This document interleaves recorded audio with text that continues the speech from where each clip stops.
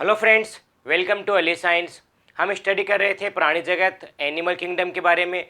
आज हम पढ़ने वाले हैं टेट्रापोडा जो होता है,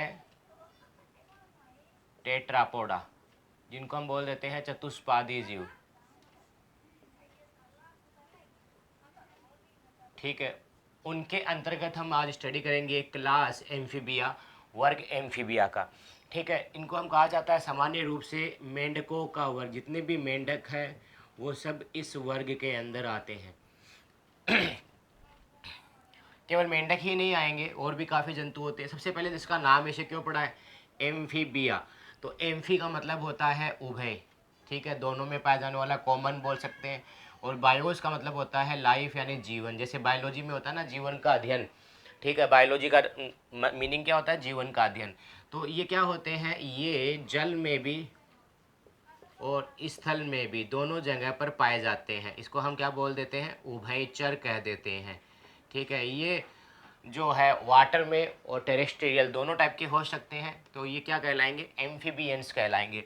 इनका जो शरीर है वो सिर है, धड़ है और पूंछ में विभक्त होता है। सिर हो गया, फिर धड़ होता है, और कुछ में पूंछ होती है और किसी में नहीं भी पाई जाती। याद रखना है, किसी में पूंछ पाई जाएगी और किसी में ये अनुपस्थित भी होती है, सभी के अंदर नहीं भी होती। कंप्लीट है। अब केवल मेंढक की बात करते तब तो हम क्या बोल देते हैं, अनुपस्थित होती है। लेकिन इनके अंदर और भी जंतु आते हैं, जैसे सिलामेंडर आता है, उसमें पूंछ होती है। कंप्लीट है।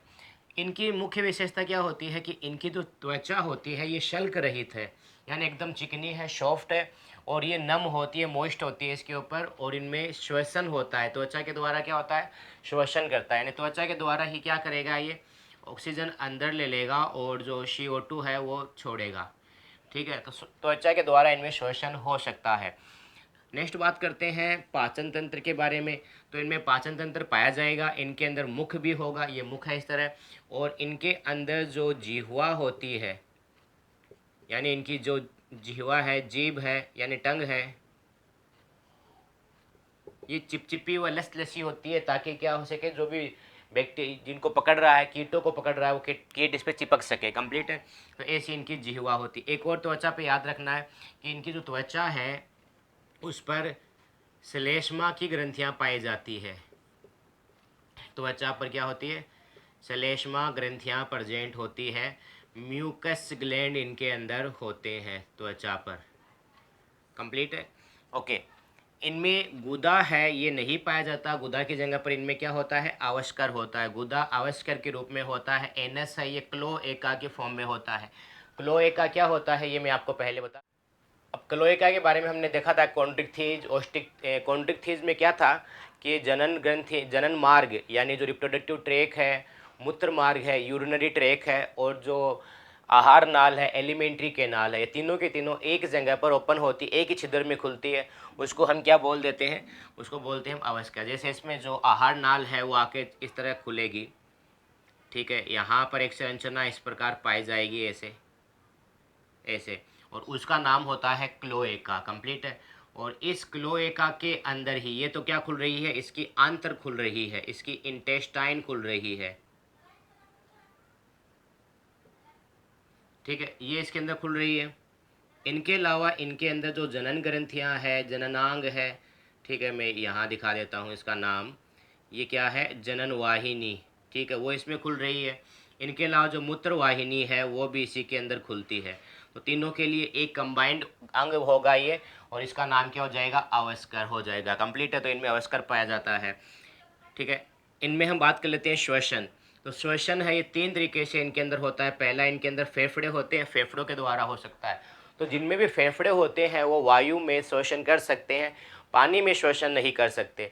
तो पानी में कैसा जिंदा रहेगा ये, इनमें त्वचा के द्वारा भी श्वसन होता है, त्वचा के द्वारा भी होता है। नेक्स्ट, इसमें जो मुख ग्रसनी गुहा होती है, यहाँ पर जो गुहा रहेगी उसके द्वारा भी ये श्वसन कर सकता है। उसमें हवा भर लेता है मुख ग्रसनी में, और उससे ऑक्सीजन उसके शरीर में चली जाएगी, CO2 बाहर निकलती है। तो मुख ग्रसनी गुहा यानी बक्कल फेरेंजियल कैविटी है, उससे भी ये क्या कर सकता है, श्वसन कर सकता है। तो इसमें तीन टाइप का श्वसन इनके अंदर देखने को मिलेगा। जैसे मैं सिंपल सा एक मेंढक बना रहा हूँ, रफ साई। ठीक है। ये जो क्या करेगा, इस तरह अपना मुंह है उसके अंदर ये ऑक्सीजन या हवा भर लेता है और यहाँ से वायु CO2 O2 अंदर चली जाती है और CO2 बाहर आती है। तो मुख्य ग्रसनी के द्वारा भी क्या कर सकता है, बक्कल फेरेंजियल के द्वारा भी क्या कर सकता है, ये रेस्पिरेशन कर सकता है, श्वसन कर सकता है। नेक्स्ट जान लेते हैं इसके परिसंचरण तंत्र के बारे में। तो इसका परिसंचरण तंत्र होता है ये बंद होता है, ठीक है। कैसा होगा, क्लोज टाइप का होगा। इनमें आरबीसी है ये उपस्थित होती है, आरबीसी है ये क्या होगी, इनमें उपस्थित होगी, कंप्लीट है। इनमें मेन इंपॉर्टेंट है वो है इसका हृदय। इनका हृदय होता है ये 3 कोशिकीय होता है, यानी इनके अंदर क्या होते हैं, इनमें 2 तो होते हैं आलिंद और 1 ही निलय होता है। तो एक बार देखो, इसमें फेफड़ों से रक्त आ रहा है, लंग्स से रक्त जो है ब्लड है वो आ रहा है, ऑक्सीजन वाला ब्लड होता है वो इसमें जाएगा, इसके आलिंद में, आलिंद से वो नीले में जाएगा और नीले से कहाँ चला जाएगा, इसकी बॉडी में चला जाएगा। फिर बॉडी से, शरीर से रक्त आएगा और ये कहाँ जाएगा, इसके आलिंद में जाएगा, आलिंद से ये नीले में जाएगा और नीले इसको फेफड़ों में भेज देता है। तो यहाँ पर नीले में इनमें जो ब्लड होता है ना, ऑक्सीजन वाला और बगैर ऑक्सीजन वाला, यानी हम सिंपल सी लैंग्वेज में कह देते हैं शुद्ध और अशुद्ध मिक्स हो जाता है। इसकी वजह से इसकी बॉडी को ज़्यादा ऑक्सीजन नहीं मिल पाती और ये सर्दियों के अंदर ये हमें दिखाई नहीं देते, यानी जल्दी इनको थक जाते, ज़्यादा ऊर्जा की आवश्यकता नहीं पड़ती, इनको ज़्यादा ऊर्जा नहीं बनती। नेक्स्ट हम बात करते हैं उत्सर्जन के बारे में, एक्सक्रीशन के बारे में। तो इनमें एक्सक्रीशन किसके द्वारा होगा, किडनी के द्वारा होता है। और किडनी भी कैसी होती है, इसकी मीशोनेफ्रिक टाइप की होती है, मीशोनेफ्रिक ये नाम है, मीशोनेफ्रिक टाइप की इनमें किडनी होगी। और ये उत्सर्जन किसके द्वारा करेंगे, ये उत्सर्जन करते हैं यूरिया का। तो ये यूरियोटेलिक है, ये ध्यान रखना है। ये क्या करते हैं, इनकी बॉडी में जो अमोनिया बनती है, ठीक है, जो बॉडी में अमोनिया बनती है, इस अमोनिया को चेंज कर देते हैं किसमें, यूरिया में, और यूरिया से इसको बॉडी से बाहर निकालते हैं। तो इसको हम क्या बोल देंगे, ये यूरियोटेलिक होते हैं। तो ये हो गया इनके पाचन तंत्र, अलग तंत्र के बारे में। इनके जो होते हैं ना अंगुलियां, उनके बारे में भी जानना जरूरी है। ये जो इसमें आगे के हाथ है, ठीक है, जिसको हम बोल देते हैं अग्रपाद, अग्रपाद, या हम बोल देते हैं इनको फोर लिम्ब, फोर लिम्ब। इसके अंदर इनमें 4 अंगुलियां होती है जो मैंने यहाँ दिखाई हुई है। लेकिन इसके जो पश्चपाद होते हैं, ठीक है, पश्चपाद होते हैं, यानी हम बोल देते हैं इसको हिंड लिम्ब, हिंड लिम्ब। और इसके अंदर टोटल 5 अंगुलियां होती है। तो ये हो गए, इनके अंदर हमारे पास 4 अंगुलियां हो गई और इसमें 5 अंगुलियां हो गई, कंप्लीट है। तो इनको कहा जाता है पेंटाडेक्टाइल और इसको बोल देते हैं ऑक्टाडेक्टाइल, कंप्लीट है। लेकिन वो इम्पोर्टेंट वर्ड नहीं है, आपको इतना ही याद रख ले काफ़ी है। तो ये हो गया नॉर्मल इसके तंत्र। अब हम इनके जो उत्सर्जन तंत्र है, जनन तंत्र है, इनके बारे में जान लेते हैं, उनके बारे में थोड़ा जान लेते हैं। जो एम्फीबिया के बारे में और जान लेंगे, ठीक है। तो इनमें तंत्रिका तंत्र है, ये पाया जाता है। तंत्रिका तंत्र भी कैसे बनता होता है कि इनमें मस्तिष्क होता है और मेरु रज्जु होता है, और मेरु रज्जु से तंत्रिकाएं निकलकर पूरे शरीर में फैली रहती है। यानी इनमें क्या है, ब्रेन है और स्पाइनल कॉर्ड इनके अंदर प्रेजेंट है। कैसे है, जैसे यहाँ पर तो ब्रेन रहेगा और वहाँ से स्पाइनल कॉर्ड ऐसे निकल रही, स्पाइनल कॉर्ड ऐसे निकलकर वहाँ से तंत्रिकाएं निकलकर पूरे शरीर में ऐसे फैली रहती है, ठीक है। एक चीज़ इम्पोर्टेंट है जो आपको याद रखना है कि इनका जो मस्तिष्क है, ठीक है, मस्तिष्क है वो हड्डी के द्वारा, कपाल की हड्डी से सुरक्षित रहता है। उसमें 2 हड्डियां होती है जिनको बोलते हैं हम ऑक्सीपिटल कोंडाइल। एक हड्डी का नाम है पुराई ऑक्सीपिटल कोंडाइल, और उनका संख्या होती है इनमें 2। अब ये होता क्या है, जैसे अपनी जो मस्तिष्क है, ठीक है, मस्तिष्क है वो अपनी रीढ़ की हड्डी के ऊपर ऐसे कनेक्ट रहता है, रीढ़ की हड्डी से ऐसे। तो यहाँ पर ऐसे संरचना निकलती है उभार जैसी, ऐसे उभार सा निकलते हैं 2 ऐसे, और इन दोनों को हम कहते हैं ऑक्सीपिटल कोंडाइल। और इनकी संख्या होती है, इनके अंदर 2 होती है ऑक्सीपिटल कोंडाइल की संख्या। तो ये इंपॉर्टेंट कर लें। एक चीज़ और याद रखना है कि जो मस्तिष्क होता है उनसे तंत्रिकाएं निकलती है, उनको हम क्या कहते हैं, यहाँ लिख देता हूँ, वहाँ दिखाई नहीं देगा, कपालीय तंत्रिका। हमने पिछले जो वीडियो है उसमें भी पढ़ा था मछलियों के अंदर। तो इनमें भी कपालीय तंत्रिका होती है जिनको हम बोल देते हैं क्रेनियल नर्व, क्रेनियल नर्व। ये इनकी संख्या कितनी होती है, इनमें 10 जोड़ी होती है, 10 जोड़ी है, ध्यान रखना, पेयर्स है। अगर मैंने पिछले वीडियो में गलती से 10 बोल दिया है केवल, तो 10 जोड़ी समझना है आपको, ठीक है, 10 जोड़ी होती है। अब ये देखो होती क्या है, मैंने आपको बताया था कि अपने हाथों का कनेक्शन है, अपने पैरों का कनेक्शन है, वो हमारी मेरुरज्जु से होता है और फिर मेरुरज्जु मस्तिष्क से जुड़ती है। लेकिन हमारे आंखों का कनेक्शन डायरेक्ट मस्तिष्क से है, अपने जीभ का कनेक्शन डायरेक्ट मस्तिष्क से है, कानों का कनेक्शन डायरेक्ट मस्तिष्क से है, अपने जितने भी आंतरिक अंग है जैसे हृदय है, अपनी किडनी है, अपने फेफड़े है, उन सभी का कनेक्शन डायरेक्ट मस्तिष्क से होता है। और जिनके द्वारा कनेक्शन होता है उनको हम कहते हैं कपालीय तंत्रिका। इसको हम ऐसे बना के दिखा सकते हैं, जैसे ही अपना मस्तिष्क है, और पूरा डायग्राम बना ही देता हूँ। मानो कि जैसे हम स्ट्रक्चर बना रहा हूँ, सिंपल सा बना रहे हैं, रफ सा। तो मस्तिष्क है और मेरुरज्जु ऐसे निकलती है, फिर यहाँ मेरुरज्जु से तंत्रिकाएँ निकलकर पूरे शरीर में फैली रहती है।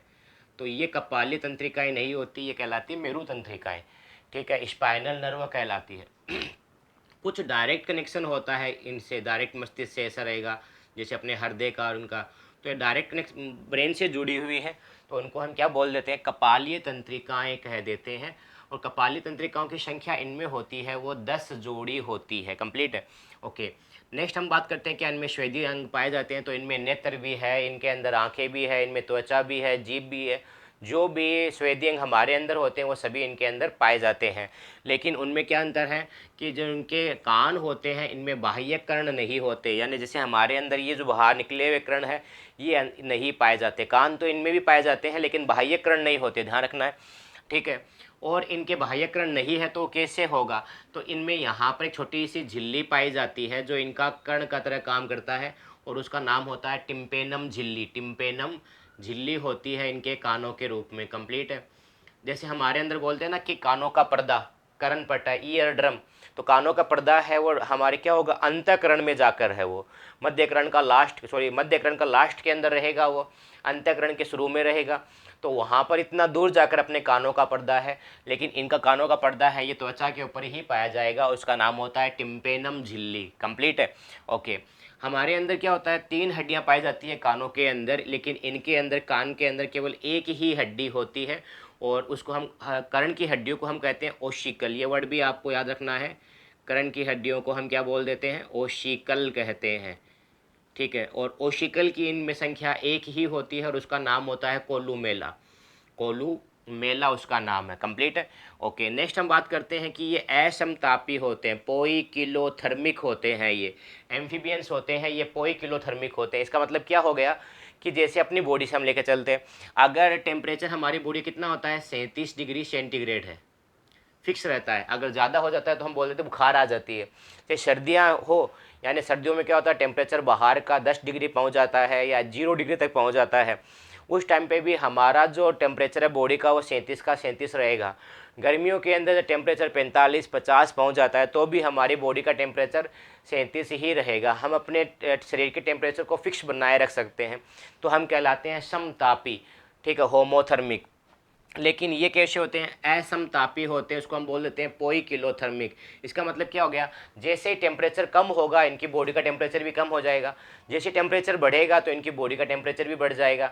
तो अपनी बॉडी को बचाने के लिए क्या करते हैं, जैसे ही टेम्परेचर कम हुआ यानी कम तापमान हो गया, यानी सर्दियाँ आ गई, तो सर्दियों में ये शीत निष्क्रियता में चले जाते हैं, जिसको हम कहते हैं हिबरनेशन। ये वर्ड हिंदी मीडियम वाले हैं तो आप नोट कर लें, अगर आपको प्रॉब्लम है इंग्लिश से तो आप ये लिख सकते हो हिबरनेशन, ठीक है। इसको हम क्या बोल देंगे, हिबरनेशन कहते हैं। हिबरनेशन किसे कहेंगे, जैसे टेम्परेचर डाउन आया, सर्दियाँ आई, तो ये छुप जाते हैं, बिलों में घुस जाते हैं और दिखाई नहीं देते। तो इसका कारण क्या है, इनके शरीर का टेम्परेचर है वो क्या हो जाएगा, डाउन हो जाता है, ये कार्य क्षमता इनके शरीर की बहुत कम हो जाती है।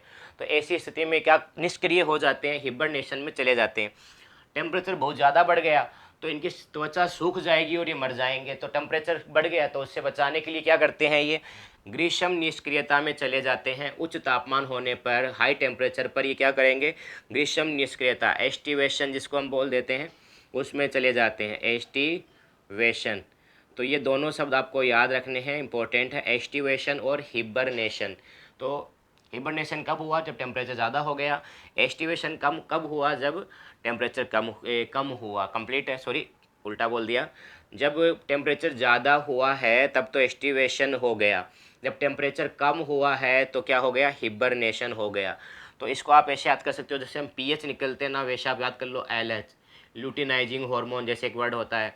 एल एच से याद कर ले, एल का मतलब होता है लो टेम्परेचर पे हिबरनेशन होता है, ठीक है। ओके ओके, आप अपना कोई ट्रिक बनाना चाहो तो बना सकते हो। नेक्स्ट हम बात कर लेते हैं ऑक्सीपिटल कॉन्डाइल, इसके बारे में जान चुके हैं हम। जनन के बारे में बात कर लेते हैं। इनमें नर और मादा अलग अलग होते हैं, यानी ये यूनिसेक्सुअल होते हैं, कंप्लीट है। इनमें निषेचन पानी के अंदर होगा, यानी कौन सा निषेचन हो जाएगा, बाह्य निषेचन।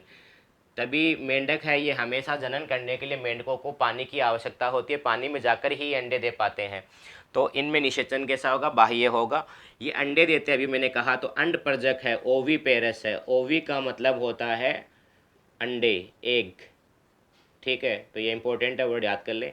तो ये क्या होते हैं, ओवी पेरस होते हैं। इनमें डेवलपमेंट यानी जो परिवर्धन होता है वो अप्रत्यक्ष होता है, इनडायरेक्ट होता है। इसका मतलब इसमें लार्वा बनेगा, इनमें लार्वा बनेगा, और लार्वे का नाम होता है टेडपोल लार्वा, ठीक है। टेडपोल लार्वा जो मछली के समान दिखाई देता है, मछली जैसा दिखता है इनका टेडपोल लार्वा, और फिर वो विकसित होकर मेंढक बन जाएगा। तो ये था, इनके अंदर सभी चीज़ें हमने पढ़ चुके हैं, कंप्लीट है। एक चीज़ और आपको याद रखना है कि इनमें क्या होता है, जनन के दौरान जो नर होगा, ठीक है, नर है, तो उसके अग्रपाद है यानी फोरलिम्ब है, उनकी पहली अंगुली है, ये मोटी हो जाएगी, इस तरह फूल जाएगी, मोटी हो जाती है, और एक पेड़ की तरह काम करती है। पेड़ होता ना, हम इसको पेड़ ऊपर नहीं, जो ट्री वाला पेड़ नहीं है, पेड़ गद्दे गद्दा की तरह काम करते हैं, गद्दीदार हो जाती है, ठीक है। उसको हम बोल देते हैं नुप्टियल पेड़, ठीक है। ये नाम आप लिख सकते हो, नुक्टियल पेड़ बन जाता है। तो एक विशेषता तो ये है इनकी। दूसरी क्या होती है कि इनके कुछ मेंढकों में क्या होता है, अंडे दिए जाते हैं, तो अंडे हैं वो नर के शरीर पर ऐसे छोड़ दिए जाते हैं, नर के शरीर पर ऐसे छोड़ दिए जाएंगे, कंप्लीट है, ऐसे छोड़ दिए जाएंगे, तो नर उसकी देखभाल करेगा। इसको हम कहते हैं इनमें पैतृक रक्षण पाया जाता है, ठीक है। यानी हम बोल देते हैं इनमें पेरेंटल केयर इनके अंदर प्रेजेंट होती है, कंप्लीट है। तो ये हो गया हमारे पास मेंढक का ग्रुप एम्फीबिया। इनके उदाहरण देख लेते हैं, इनका एग्जाम्पल देख लेते हैं। सबसे पहले हमारे पास एग्जाम्पल है इक्थियोफिस का, ठीक है। इसका नाम है इक्थियोफिस, ठीक है। अब देखें, इसमें न तो पैर है, जैसे मेंढक मेन में पैर होते हैं, इसमें पैर नहीं है, और ये दिखने में कृमि जैसा है, कीड़े जैसा है, मछली जैसा है, ठीक है। तो और ये दूसरा क्या होता है, ये अंधा भी होता है, ठीक है, ये ब्लाइंड भी है। इसका मतलब क्या होता है, इसके अंदर नेत्र है, ये ज़्यादा विकसित नहीं होते, और ये बहरा भी होता है, इनमें कान भी, यानी ये डी फॉर डम्ब है, ये डम्ब भी है और ये ब्लाइंड भी है। अब इनमें पेड़ नहीं है, तो देखें, इसको पेड़ को हम क्या कहते हैं, पौड़ा वर्ड काम में लेते हैं। पौड़ा यानी हम बोलते हैं लिम्ब, ठीक है, या हम कहते हैं पाद, अगर पाद या पश्चपाद, इस तरह। तो पौड़ा वर्ड काम में लेते हैं, इसमें पेड़ नहीं है, तो इनको कहा जाता है ए पौड़ा।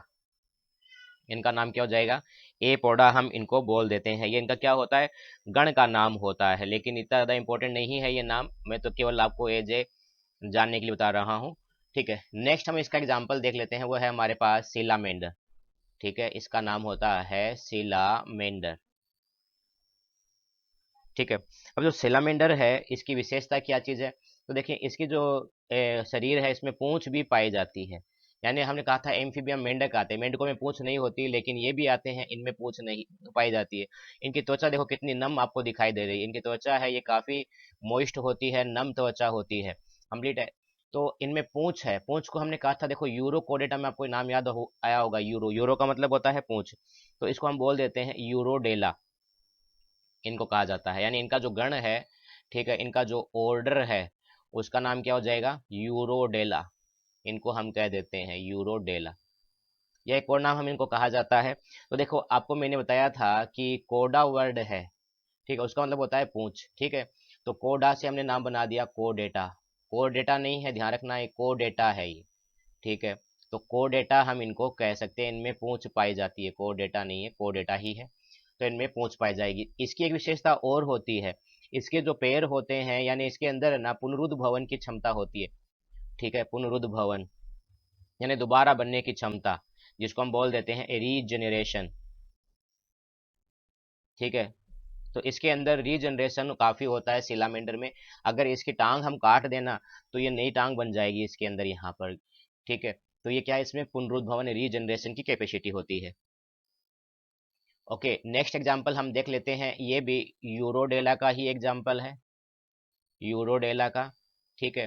क्योंकि इनके अंदर पूंछ पाई जा रही है, इसमें भी पूंछ पाई जा रही है, तो यूरोडेला के एग्जांपल है।